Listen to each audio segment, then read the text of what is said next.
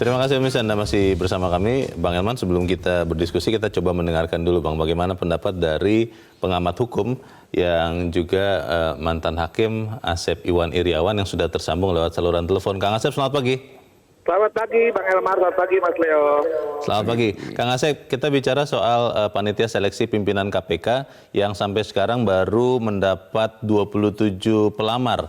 Nah ini menurut kalau hitung-hitungan, dari 5 tahun yang lalu itu sampai batas waktu terakhir 194 yang mendaftar dan ada ketemu 5. Nah ini batas waktunya tinggal 4 Juli, banyak orang yang agak khawatir karena kok sedikit sekali yang mendaftar. Kalau Anda melihat ini bisa mengurangi kualitas pimpinan KPK yang berikut atau seperti apa Kang Asep? Ya kalau saya prinsipnya jangan ngejar jumlah tapi kualitas. Kalau istilahnya lagi main itu kan kuantitas atau kualitas kan. Nah saya pikir walaupun sedikit tapi kalau itu punya kualitas yang ngerti bagaimana tugas KPK. Yaitu KPK itu kan saya senang sekali tadi guru saya Bang Elmar mengatakan tantangannya tidak hanya dari luar tapi dari dalam. Kalau dulu kan dari luar. Yeah. Nah kembali tugas KPK itu kan penyidikan, penyelidikan, kemudian banyak tugas pasal 6 itu mengatur banyak tugasnya. Apa yang lebih penting lembaga KPK itu independen, bebas dari apapun. Ya. Bahkan syarat pimpinan KPK itu saya masih ingat pasal 29 itu huruf F tidak pernah melakukan perbuatan tercela, cakap, jujur, berintegritas moral. Nah itu yang penting. Jadi ketika usahakan sekarang 27 katakanlah sampai nanti 30 orang, nah kita belajar dari pengalaman pimpinan KPK sebelumnya, kan harusnya sederhananya gini, pimpinan KPK itu harus cakap menguasai teknis tadi penyidikan, baik korupsi maupun pencucian uang, dia harus jujur, dia harus berani. Nah yang kejujuran ini, mereka itu harus sudah selesai dengan hidupnya, jangan sampai pernah kejadian, ya setelah jadi pimpinan KPK, ya harusnya bebas dari pentingan pengaruh politik atau kepentingan apapun, ya gabung dengan kepentingan lain, jadi komisaris sama. Nah, berarti hidupnya nggak selesai dong, kayak gitu. Apalagi pernah ya memberikan gitulah, gitu kan, harus sendirilah. Saya nggak suka kalau pimpinan bekas jadi orang mau jadi KPK itu tadi cakap, jujur, pintar, berisikan para koruptor, pencucian uang. Setelah itu hidupnya udah selesai. Kalau udah jadi pimpinan KPK, jangan bermimpi pengen jadi macam-macam, apalagi bohong, suka bohong. Kang Asep, kalau melihat sekarang ya tantangan itu sebenarnya lebih berat dari luar KPK atau dari dalam KPK untuk pimpinan yang baru? Maaf harus saya katakan dua-duanya sekarang. Kalau keluar sebenarnya udah pengalaman, KPK gampang lah nangkap koruptor karena sudah pengalaman. Sekarang nggak berat tuh nggak ada tantangan ke dalam. Bagaimana dalam mengorganisir, manajemen di dalam tadi, apalagi kalau sinyalemen ya ada kepentingan ideologis tertentu. Padahal KPK tadi kan harus independen, bebas dari kepentingan itu pasal 3 Undang-Undang KPK. Harus integritas moral. Tapi kalau di situ bukan merah putih seperti gambarnya gedung KPK, ya saya khawatir. Kalau melihat jumlah yang sekarang ini masih bisa kita berharap bahwa akan dapat pimpinan KPK baru yang cakap, Kang Asep? Ya saya kira dari 230 juta penduduk Indonesia masalah nggak cepat nyari 5 orang, susah kayak nyari pemain bola aja. Tapi saya optimis kok. Optimis, yakin. Sama mudah-mudahan yang 27 atau nanti tambah katakan 30 orang, ya 1:6 ya, karena nyari 5 orang, masa nggak dapat gitu. Oke, semoga itu yang terjadi ya. Kang Asep Iwan Iriawan, terima kasih sudah bersama kami pagi ini. Selamat pagi, Kang.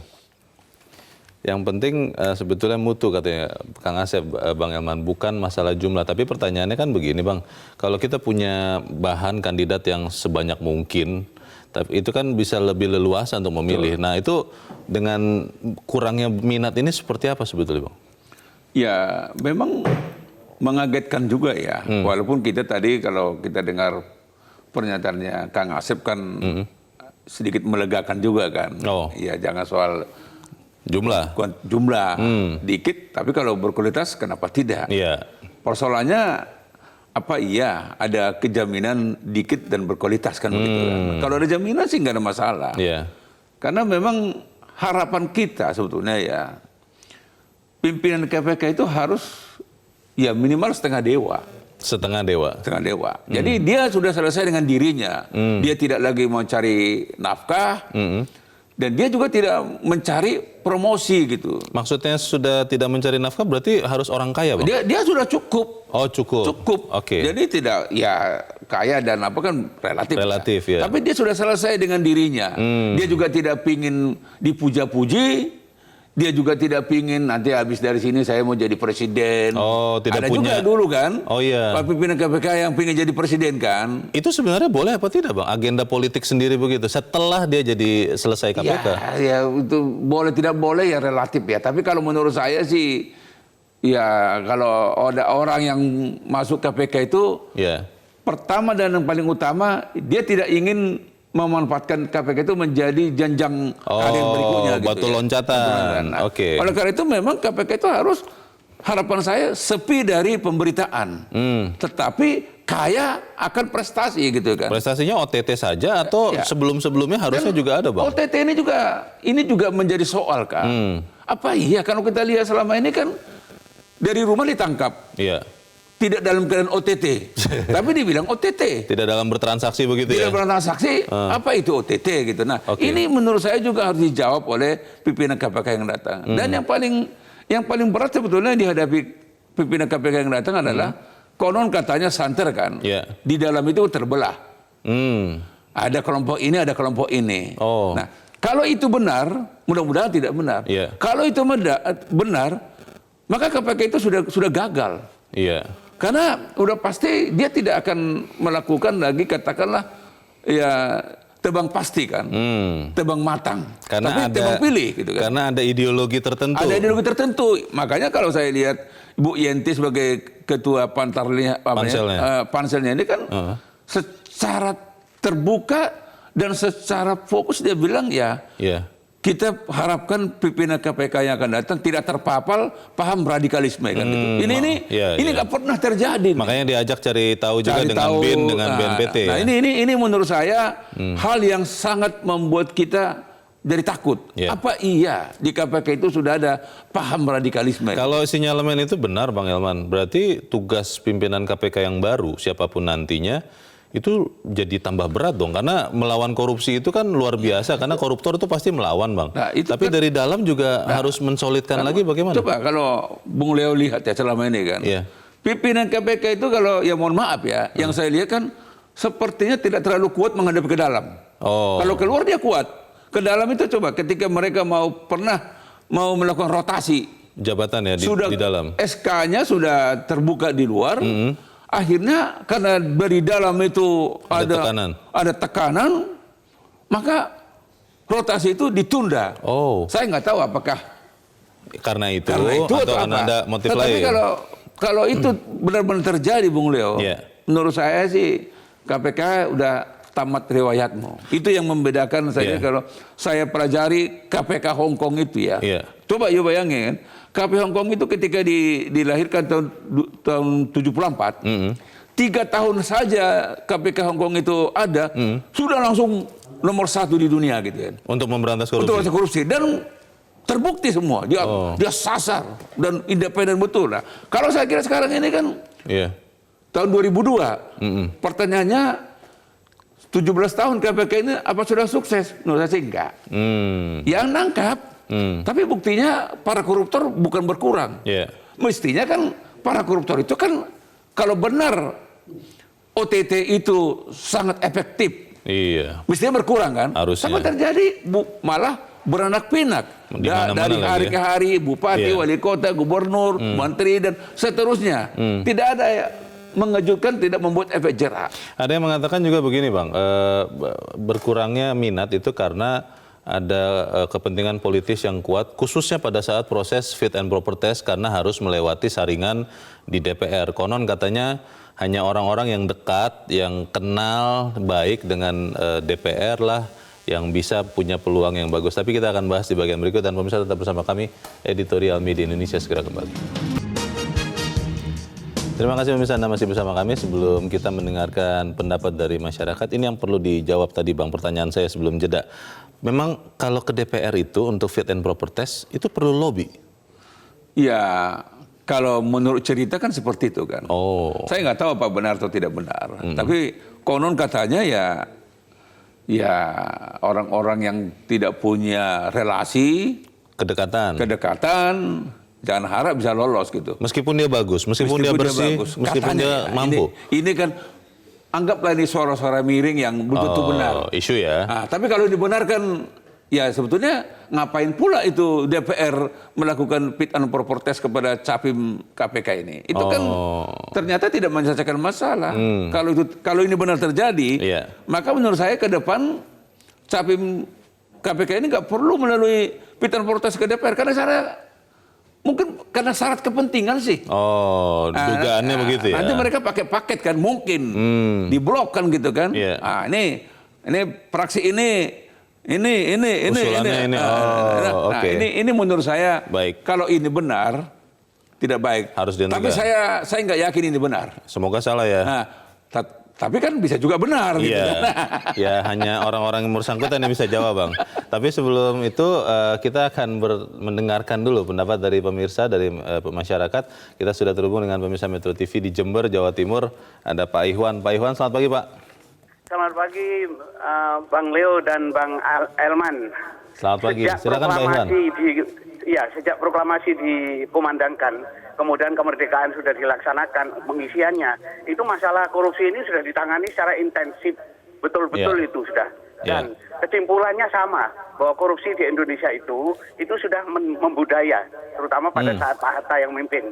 Nah, yang jadi masalah sekarang, kalau korupsi itu kejahatan kemanusiaan yang luar biasa, maka harus ditangani dengan luar biasa, bukan perang-perangan, lalu menggunakan hukum lex specialis. Lalu dalam hal ini garda depannya yaitu law enforcement tentang permalingan, perampokan, penjamretan ini terkait dengan masalah KPK. Karena terakhir lembaga yang menangani law enforcement mengenai korupsinya adalah KPK.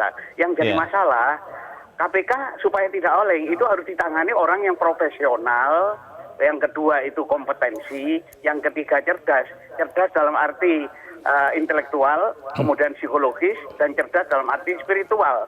Sehingga antara legalitas dengan moralitas dan agama itu ndak talak tiga gitu ya. Nah, lalu berselingkuh dengan konglomerat yang jahat, politikus dan sebagainya. Untuk itu perlu diperhatikan apa yang dinamakan dengan leadership, manajemen, dan kinerja daripada KPK. Nah, terakhir sebagai kesimpulannya, yang penting juga kita harus mengkontrol, mengoreksi sistem hukum kita.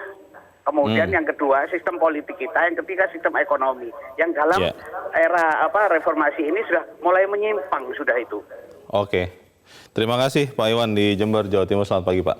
Di belakang Pak Iwan ada Ibu Jen di Bali. Selamat pagi Ibu Jen. Selamat pagi Bang Elman, selamat pagi Bung Leo. Selamat pagi Ibu Jen. Silakan Bu, pendapat Ibu bagaimana? Ya, menurut saya gini, itu sudah menjadi indikator bahwa adanya keputusasaan kita sebagai anak bangsa kepada lembaga seperti KPK. Jika dibilang jaga KPK supaya tidak oleng, menurut saya tidak ada harga lain. Hukum mati koruptor, selesai. Karena percuma saja KPK bekerja, tiba-tiba si koruptor enak-enakan makan nasi padang, keluar dari tahanan, bisa window shopping. Ini mau jadi apa negara? Bangsa ini mau jadi apa gitu loh. Tidak ada. Ini kalau demikian caranya sama seperti orang yang nge-gym. KPK sehat, dia tapi lari hanya di atas treadmill, tidak lari untuk menangkap maling. Jadi untuk apa?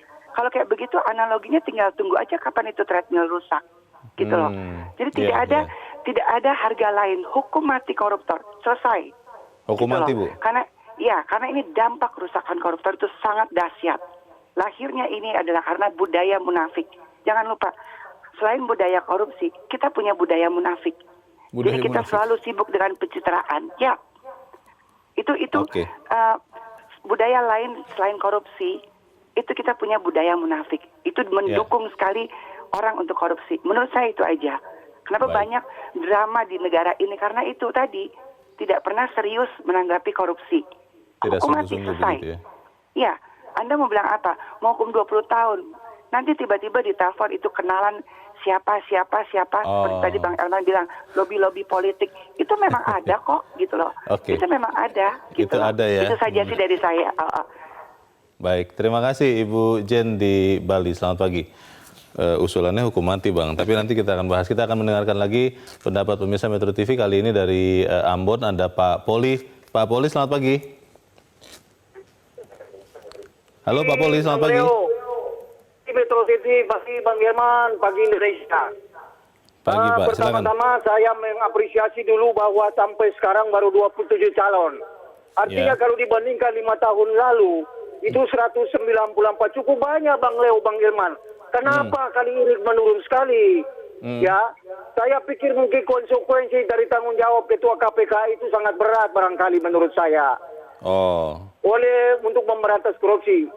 Oleh sebab itu barangkali kami menunggu juga mungkin ada tambah di akhir-akhir ini untuk menambah 27 calon ini supaya mungkin kita mendapat calon yang baik yang potensinya ya independen begitulah Bung Leo dan Bang Elman. Saya berpikir begini Bang, ada pensiunan polisi, akademisi, ada mantan-mantan jenderal pensiunan. Apakah mereka itu tidak berkompeten? Menurut saya mereka berkompeten dan punya kredibilitasnya bisa dipertanggungjawabkan Bang Elman. Kalau mereka itu maju, saya yakin mereka itu akan terpilih, Bang. Ya, tidak usah kita berbicara politik kali ini, tidak usah, Bang Herman. Kita ambil orang yang punya integritas, takut akan Tuhan untuk memimpin KPK. Terima kasih Pak Poli di Ambon. Selamat pagi Pak. Di belakang Pak Poli ada Pak Elisa di Papua Barat. Pak Elisa, selamat pagi. Pak Elisa, selamat pagi Pak. Pagi. Ya, selamat pagi Pak Elisa. Silakan Pak. Silakan Pak. Iya. Saya lihat KPK ini diibaratkan sebuah kapal. Kapal yang dalam pelayarannya itu diombang-ambingkan oleh gelombang politik. Sehingga memang perlu dijaga jangan sampai oleng. Tetapi dari sisi lain, dikatakan Bung Elman tadi, ada trik-trik KPK yang pada akhirnya membuat pertanyaan. Iya toh, Bung Elman bilang. Pak? Ya, tadi tangkapnya di ruangan, kemudian barang bukti ditampilkan, tapi kemudian omongannya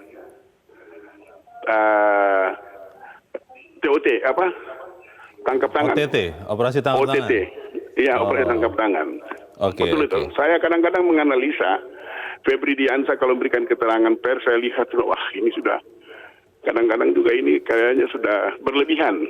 Jadi di sisi lain, akibat ini semua, saya lihat adanya satu, KPK ini diintip oleh berbagai orang yang punya kepentingan-kepentingan. Saya kasih contoh, sampai dengan saat ini Novel Baswedan itu belum selesai masalahnya.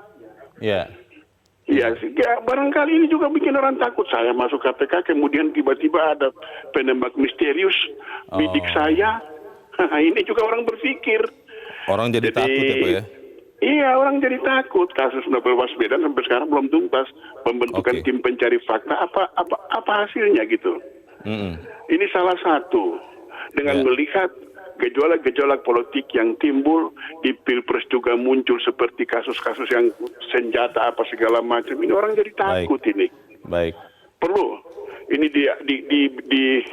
ditangani secara adil dan bijaksana sehingga semua perjalanan itu bisa aman, korupsi bisa diberantas di negara ini. Baik, itu harapan kita bersama. Terima kasih Pak Elisa di Papua Barat. Selamat pagi Pak. Para pemirsa punya analisa masing-masing nih Bang Elman. Kalau Pak Elisa mengatakan tadi yang terakhir mungkin ada contoh-contoh kasus yang membuat orang jadi takut masuk ke KPK. Kalau Bu tadi dari Bali, Ibu Jane mengatakan bahwa kita sudah ada budaya korupsi dan juga budaya munafik. Bagaimana Bang? Saya pikir itu semua benar ya. Itu sebetulnya dari tantangan berat terutama buat KPK-nya. Seperti yang dikatakan oleh pemirsa tadi kan ini KPK ini kan genit. Genit ya? Genit. Jadi katakanlah misalnya belum apa-apa dia udah ngomong akan ada tersangka baru.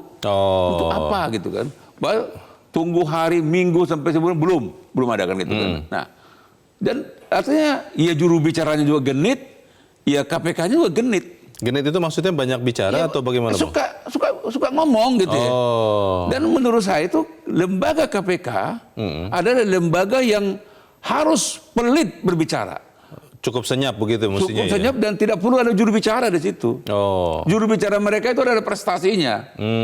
Ketika mereka mampu menekan angka korupsi, Maka itulah juru bicara yang paling ampuh KPK. Jadi tidak perlu ada juru bicara yang sudah bergaya seperti Tapi sudah ada kan ya, sudah tidak apa-apa lah Bang. Ya. Mereka menyuarakannya Nah, begitu. ke depan tidak perlu ada juru bicara untuk katakanlah jadi ngomong ini, ngomong itu untuk apa gitu. Ya. Dan KPK itu nggak perlu akan ada tersangka baru. Kayak apa ngintip gitu ya. Padahal ada tersangka yang sudah 2 tahun, 3 tahun Tidak diproses. sampai hari ini belum diproses. Ada kasus-kasus besar, katakanlah dulu kasus Senturi lah, ya Hambalang lah, ya inilah. Karena biasanya belum cukup bukti, itu pasti keterangan standarnya begitu. Ya, kalau cukup bukti jangan ngomong. Jangan tersangkakan juga. Jangan tersangkakan juga. Jangan menyakiti orang yang betul-betul belum terbukti gitu kan. Ini konon katanya kan tangkap dulu, bukti kemudian gitu. Lah, kalau saya telusuri KPK Hong Kong tidak seperti itu, maka KPK Hong Kong itu tidak pernah dia membuka komunikasi dengan siapapun. Maka KPK Hong Kong itu tidak menjadi Indosemang. Jadi di KPK saya pelajari KPK Hong Kong ini, dia tidak punya orang dan orang luar juga tidak punya orang di dalam. Jadi terisolasi begitu ya. Jadi tidak ada pejabat atau pengusaha-pengusaha para koruptor yang nanam orang di dalam. Bisa punya akses ya. Itu di Hong Kong. Saya nggak tahu kalau di sini. Di sini pasti tidak bisa juga Bang. Mudah-mudahan tidak bisa. Tapi kalau ada, kan ada juga suara-suara. Ini dulu yang menjaga dia si Anu. Kalau di Hong Kong nggak ada itu. Mungkin salah satu alasan juga kenapa sedikitnya pendaftar untuk pimpinan KPK adalah karena tadi yang di awal dikatakan Bang Elman, untuk menjadi pimpinan KPK harus jadi manusia setengah dewa yang harus siap hidup dalam tanda petik susah, tidak punya aksesnya sangat terbatas. Jadi orang tidak mau daftar Bang. Banyak, Leo. Banyak. Orang setengah dewa di Indonesia ini banyak.